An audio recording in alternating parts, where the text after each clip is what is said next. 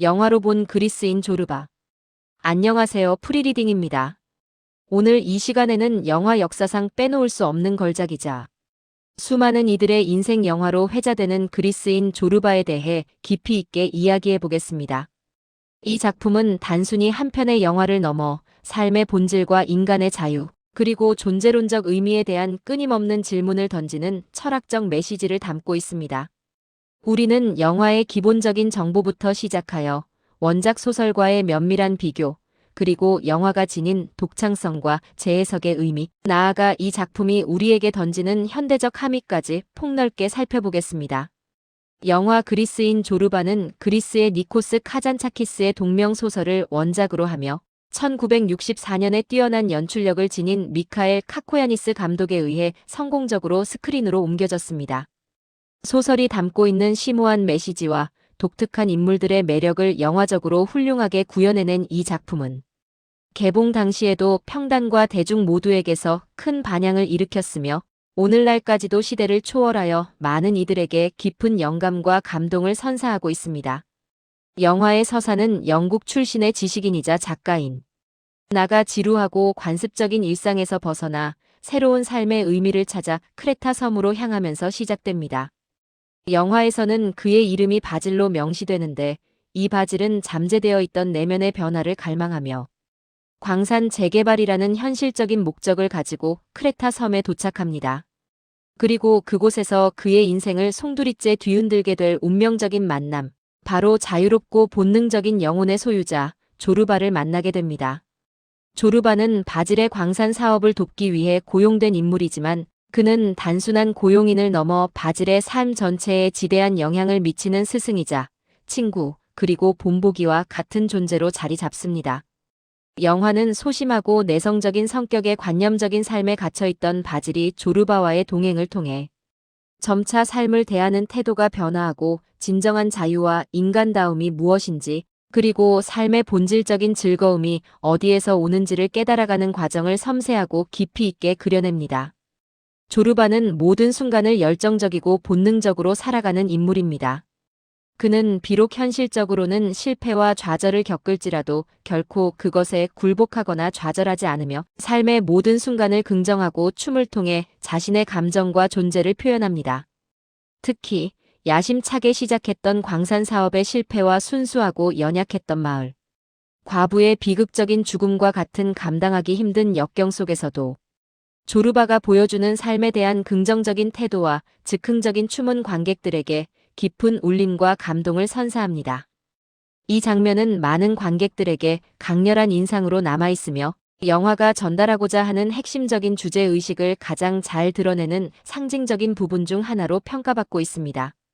원작 소설과 영화를 비교해보면 영화는 소설이 지닌 핵심적인 분위기와 철학적인 메시지를 충실히 포착하면서도 영화적인 매체 특성에 맞는 능숙한 각색을 통해 자신만의 독창적인 해석과 시각적 표현을 더했습니다. 가장 눈에 띄는 변화 중 하나는 원작 소설에서 이름이 명시되지 않아 독자들이 각자의 상상력을 발휘하게 했던 나라는 인물에게 바질이라는 이름을 부여했다는 점입니다. 이러한 구체화는 영화가 캐릭터에 더욱 생동감을 부여하고 관객들이 인물에 대한 몰입도를 높이는 중요한 장치로 작용합니다. 또한 영화는 흑백으로 제작되었으며 이는 크레타 섬에 거칠면서도 아름다운 풍경과 인물들의 복잡다단한 내면 세계를 더욱 강렬하고 깊이 있게 표현해내는 데 기여했습니다.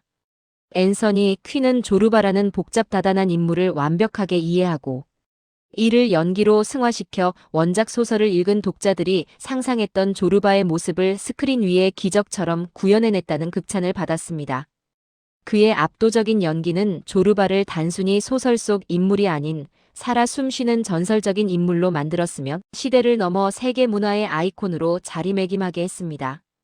앨런 베이츠가 연기한 바질 역시 조르바의 강렬함과 대비되는 섬세한 연기를 통해 내면의 변화를 겪는 지식인의 모습을 설득력 있게 그려냈습니다.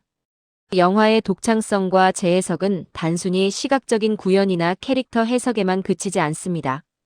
그리스의 전설적인 작곡가 미키스 테오도라키스가 작곡한 영화의 오리지널 사운드 트랙은 영화의 분위기를 고조시키고 감정선을 이끌어가는 데 결정적인 역할을 합니다. 특히 영화의 마지막 장면에서 조르바와 바질이 함께 추는 시르타키. 춤은 영화의 백미이자 그리스 문화를 상징하는 음악과 춤으로 전 세계에 알려지게 되었습니다.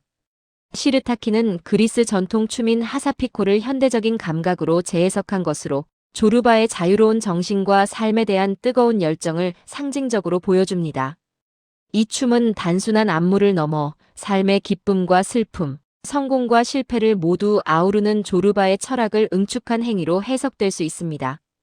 영화 그리스인 조르바는 삶에 대한 태도, 인간의 자유, 그리고 본능적인 감정의 중요성을 강조하며 실존주의적인 주제를 심도 있게 다룹니다.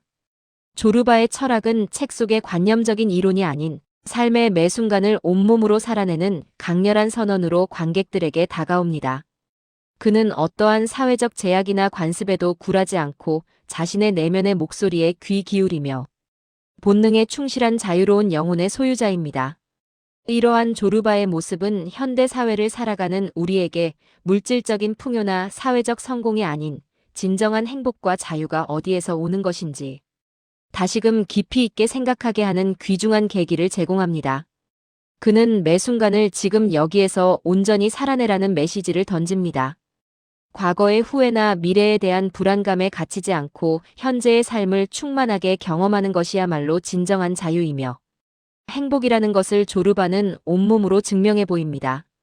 이러한 그의 삶의 방식은 지식인 바질에게 그리고 영화를 보는 우리 모두에게 깊은 깨달음을 안겨줍니다.